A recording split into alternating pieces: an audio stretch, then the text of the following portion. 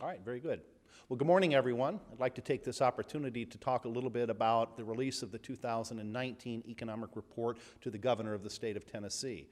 This is a report that the Boyd Center for Business and Economic Research releases every year about this time of the year, preparing for a new calendar year for the business sector of our state and importantly for our public sector. The Economic Report to the Governor has multiple purposes. A primary purpose is to provide input to those in state government that are planning for the budget for the next couple of fiscal years, to give them a sense of economic performance, because economic performance will help drive what happens to the revenue side of the state budget and to some extent the expenditure side of the state budget as well. This is a project that has been going on for literally decades now, and we hope to be able to contribute on an ongoing basis in the future to our support of state government here in Tennessee. The highlights from the report: the economy is doing very, very well.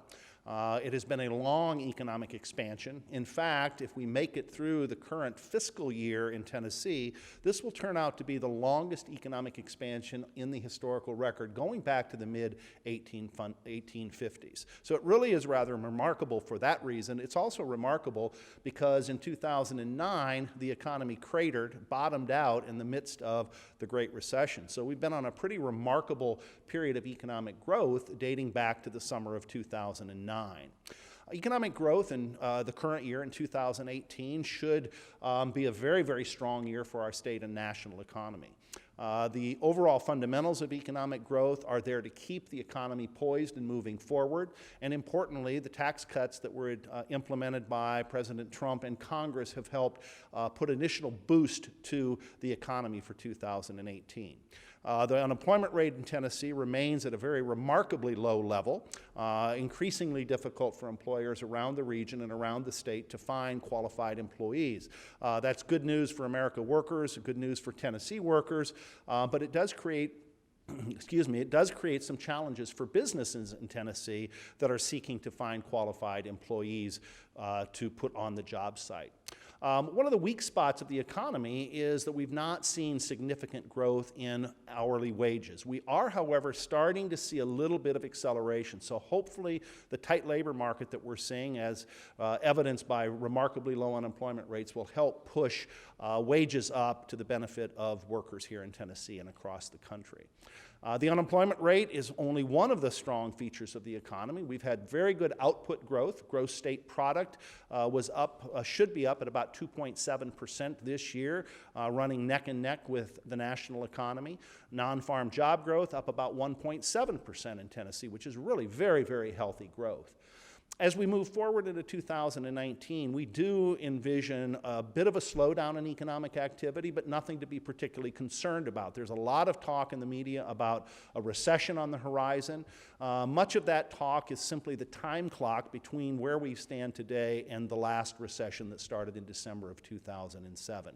We do not see any broad-based signs today of a recession on the horizon. Slower growth, yes, but not an economic recession. As we get into 2019, our state's output, as measured by gross state product, is likely to be up at around 2.6% on an inflation-adjusted basis, down a little bit from the rate of growth that was recorded this year. Non-farm job growth up about 1.4% in 2019. That's our expectation. The unemployment rate in Tennessee could very well rise next year, and that is what we're forecasting. That's not bad news about the economy. In fact, the unemployment rate is expected to go up as we draw more unemployed workers into this increasingly tight labor market as they pursue job opportunities. So don't be surprised as we go through 2019 to see the unemployment rate tick up a little bit. My expectation is that it will. And it will be driven by individuals coming into the labor force, expanding the civilian participation rate in Tennessee. So that rising unemployment rate could, in fact, prove to be a very positive signal about the path of economic progress for the state of Tennessee. As we move beyond 2019, we expect growth to slow a little bit further still. While we don't see that recession that I mentioned a moment ago, there are a lot of factors that are causing the economy to slow down. We have rising interest rates. We have a dollar that's appreciating in international currency markets that makes it more difficult for us to export from Tennessee. We have brewing trade wars that are raising business costs. And importantly, I think perhaps the most important factor for the slowdown as we look at 2020 and the years that follow is that this economy today is operating at what economists call full employment. The economy is producing at about as fast a pace as it can. The best indicator is the labor market and that remarkably low unemployment rate that I've mentioned on a couple of occasions. The economy simply does not have significant capacity to expand further. Again, that's not a bad thing for the economy. It's simply the economy is moving along at a very high level of economic activity with little capacity for further acceleration in economic growth. So I'll leave it at that, and I'd be happy to answer any questions from those who are in the room with us this morning. Yes, sir. The economic report, of course, is addressed to the governor, which for the last 8 years has been the same guy. Not so in 2019. I wonder what kind of conversations you or your staff have had with Bill Lee or his transition team to communicate the substance of this report and then what you've heard back from them. We have not been in direct contact with the Lee administration primarily because the Haslam administration is still in office and we're working through that protocol. Certainly the report will be shared with him and his staff. I think that Governor Lee has to recognize as well that economic growth is likely to slow a little bit in 2019 and then slow further in 2020. He's going to inherit a very, very strong Tennessee economy, and he should feel very, very fortunate for that. Growth will slow, but the economy should remain strong for the foreseeable future. A follow-up question about the international trade thing that you mentioned here in the press release, which we know Governor Haslam has often touted. Foreign investment in Yes. Tennessee, obviously the exports totaling Yes. more than $16 billion to just 3 countries. As we look at the international picture and some of the ripples that you're talking about economically with trade wars potentially or any kind of like global activity, does Tennessee need to be concerned about those effects in a way that another state like Indiana may not? We have a slightly larger share of our economy in Tennessee that is exposed to the international sector. Generally, I would argue that that's a very good thing, to have us integrated with the global community. As you noted, we export over $16 billion in goods to just 3 countries alone. That's China, Canada, and Mexico. And we have an extensive array of products that come out of Tennessee, farm products like soybeans, things like Jack Daniel's whiskey, equipment, automobiles, and so on. So a very wide range of products that are exported from Tennessee. We also have a very significant presence in Tennessee of companies that are owned by individuals who reside in other countries. Those are very, very good quality jobs in many instances. Names of companies that many of you can think of that also support extensive jobs through the business supply chain and through the ripple effects of the multiplier, as the economist refers to it, as this money churns its way through the economy. So yes, we are at risk from these brewing trade wars. We're at risk from the retaliatory tariffs. We're seeing only anecdotal evidence of the consequences today. So it's very, very difficult today to say how many jobs have been lost, how many jobs might be at risk because of these brewing trade wars. But the longer they go on, the more hardship that will be endured by Tennesseans. And the tariff wars also bear the risk of dampening Tennessee and dampening states around the country as a place to do business for those who are investing out of other countries to create production capacity in Tennessee and create jobs. So it's really too early to tell what the consequences are or what they will be. We're seeing some evidence right now. It's not significant. Hopefully, when it's all said and done, that these tariffs will be brought down to lower levels, if not eliminated, and that could potentially further enhance Tennessee's prospects for engagement in business with the international community. My final question is the economy this year. You and I have this conversation about once a year when the report comes out. The economy so far in the state has moved in pretty predictable ways. There have been no major, at least as far as you and I have known in our conversations, any kind of major shoes that have dropped. Did anything happen in 2018 or anything on, well, 2019 hasn't happened yet, but anything in 2018 that did surprise you, something that didn't perform according to the models, or anything that seemed surprising as far as the state's economy was concerned, or anything according to models? everything really moved according to the models. I think the real problem in the economy, it's not a significant problem, but we have not seen robust recovery in the housing sector. And that's been one of the factors that is holding off economic growth. In fact, if you look at many of the indicators, light vehicle sales is a good indicator. Light vehicle sales have plateaued. They're actually trending down. That's part of my point about the economy being at full employment. It's not a bad thing. Our auto supply network in Tennessee, our companies that are making automobiles are operating at a very high level of economic activity. Housing has been one of those sectors of the economy that has been a great disappointment. I think the other thing that is a bit surprising to me is the ongoing and very, very robust growth that is taking place in Nashville. I don't know that many folks would have predicted that, and I think many might have argued that that strong growth could actually choke itself off through constraints in the labor market, through congestion problems. I don't know how many of you have tried to get to downtown Nashville in the last couple of years, but congestion has gotten substantially worse. But by and large, no big surprises in 2018. The economy has moved along largely as we had anticipated. One of the portions of the report talked about the difference between rural economies and urban economies in Tennessee. And then another section talked about millennials, how they were moving more toward urban areas and more attractive there. Was that going to exacerbate that divide between urban and rural, or is it too early to tell? Yeah, I think it will exacerbate that divide, and we're already seeing that. I think the settlement patterns that we're seeing in Tennessee with increasing numbers of people who want to live in and near cities, I mean, it's being driven very significantly, very heavily by the millennial generation. It's important to note that what we're seeing in Tennessee is not unique. We're seeing rural America generally suffer from economic stagnation, in many instances economic decline. Many counties in Tennessee, close to a third of our counties are seeing population loss. If you were to look at other states around the country, you'd see a similar pattern of rural outmigration, job losses in rural places. So it's not a uniquely Tennessee phenomenon.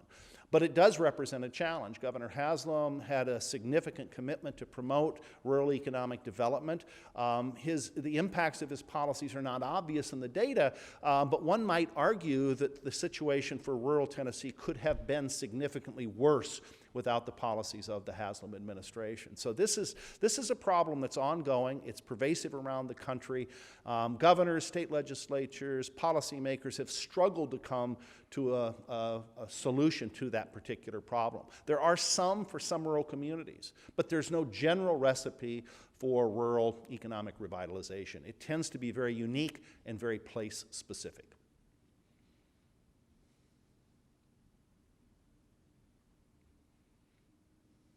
What is the future of broadband? I know current incoming Governor Bill Lee has expressed a desire to really boost broadband in those rural areas that aren't seeing it much. Do you see that in the future? Have you seen considerable differences in this past year? Yeah, I think broadband is very important to the economic development prospects of rural communities, but I'll go back to the comment I just made. It's not going to solve the problem for all rural communities, but it can be a real boon to some places. It can allow small clusters of entrepreneurs to work in rural Tennessee or rural America and exploit broadband to get information in, data in that can then be processed and then sent back out.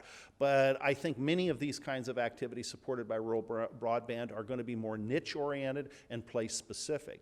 There's another dimension of rural broadband that often is not mentioned, and it is economic development as well, but that is simply putting in the hands of residents of rural Tennessee broadband access that allows them to engage on the internet. It allows them to do things that at a faster speed that they otherwise would not be able to do. It's a quality of life thing, and so when I say economic development is all about quality of life. So rural broadband is about job creation, it's about expanding the tax base, but it's also about enabling those in rural places to access the services that we in metropolitan places around the state can already access.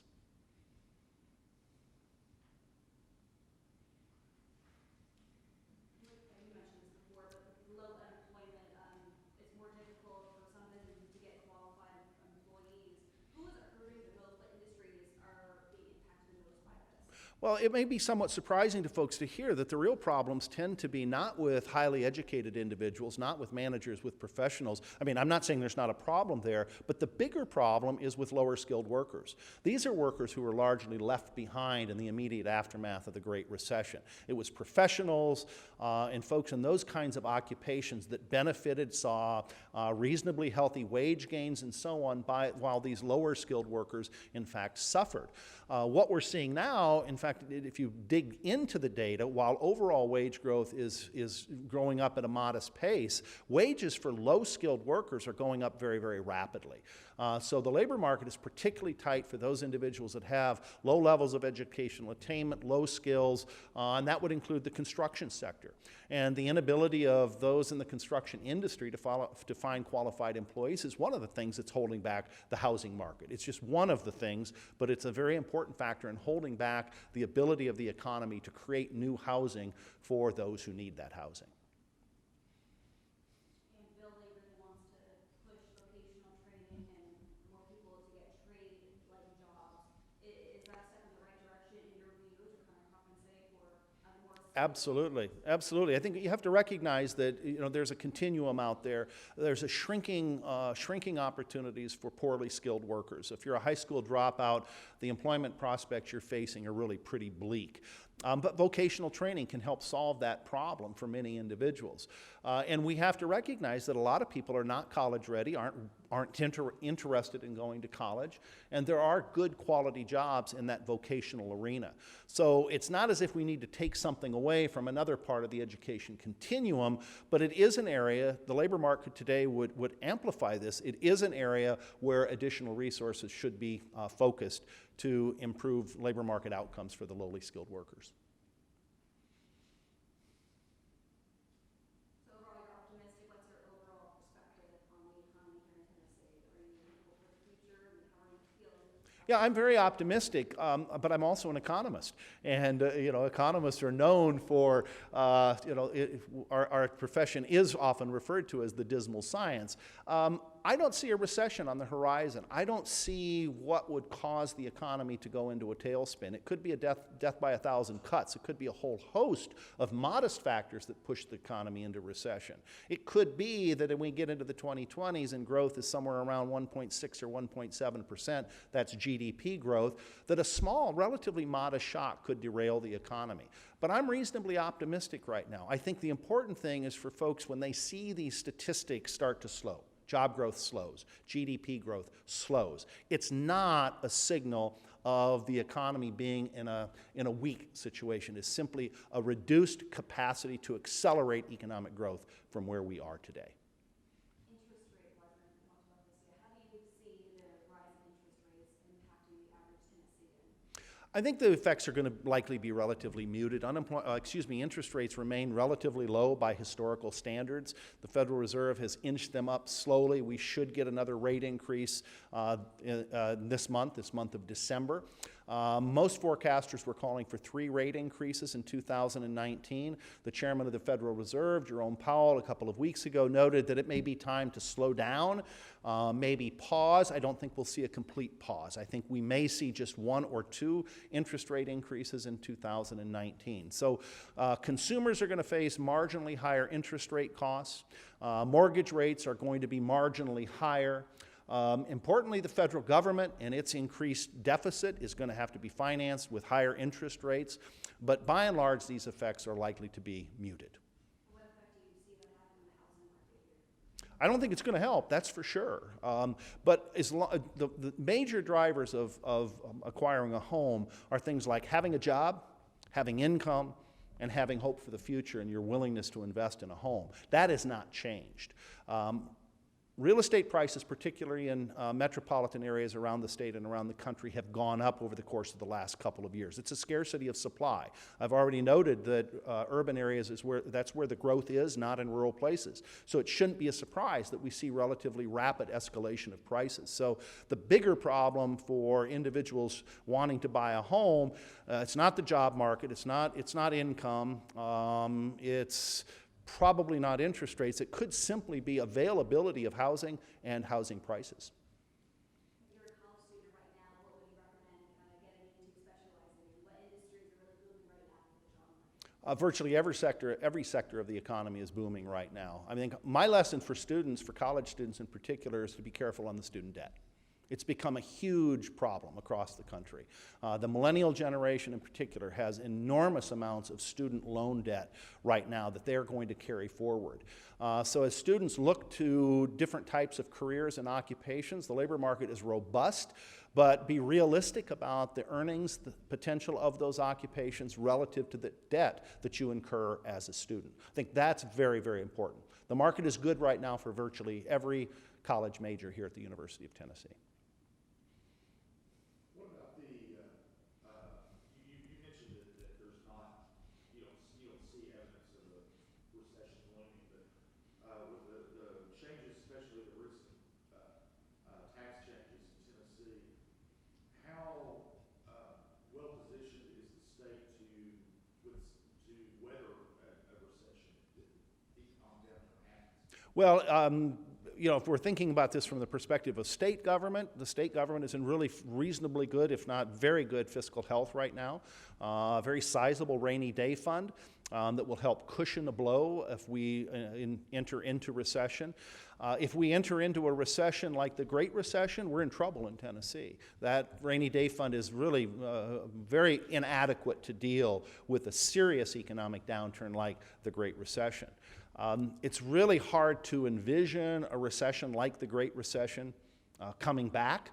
Of course, folks were saying that in 2005 and 2006 on the eve of that Great Recession. But it's really hard to see any kind of economy-wide sector like housing, the financial market, that is in a position to collapse right now. So the state is in pretty good shape, all things considered, with its rainy day fund, with its very prudent fiscal management, to weather the storm of a modest to small economic downturn.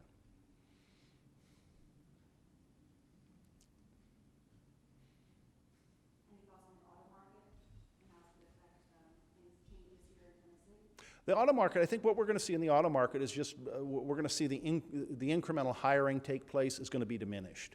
There's still going to be jobs in the auto sector in Tennessee for those that are assembling cars, those that are making automobile parts through the supply chain. There'll still be job opportunities. People will retire. People will quit.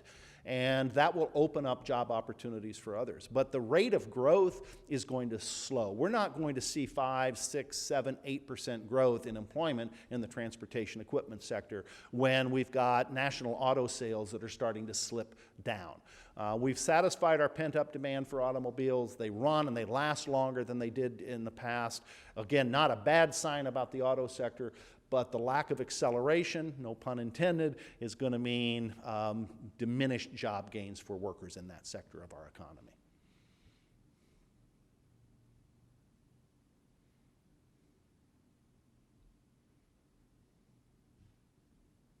We're getting into a new administration soon. Do you foresee things as staying pretty similar as the last administration? I mean, what is the need of building when he takes office? I think everybody's asking that same question. I think it's a great, there's tremendous uncertainty about what Bill Lee means to Tennessee as a governor. He has no record as a politician. We know what he said over the course of the campaign. We know what he has said since he's been elected. He's a gentleman. He deals respectfully with people, which is something I think we can all very much welcome in this era of political incivility. Governor Haslam was the same, a very respectful, very civil individual. But what Bill Lee does, he's talked about vocational ed, he's talked about vouchers, he's talked about fiscal prudence, but we really haven't seen anything significant right now to provide an indication on where the administration is going. I think it'll be important to see as additional staff are brought online, commissioners and so on, that will help shape the future of Bill Lee. And if we see many of the current folks stay in their positions at the high level, let's say commissioner level in Tennessee, that will be indicative of an administration that's likely to hold a course that's largely similar to that of Governor Bill Haslam.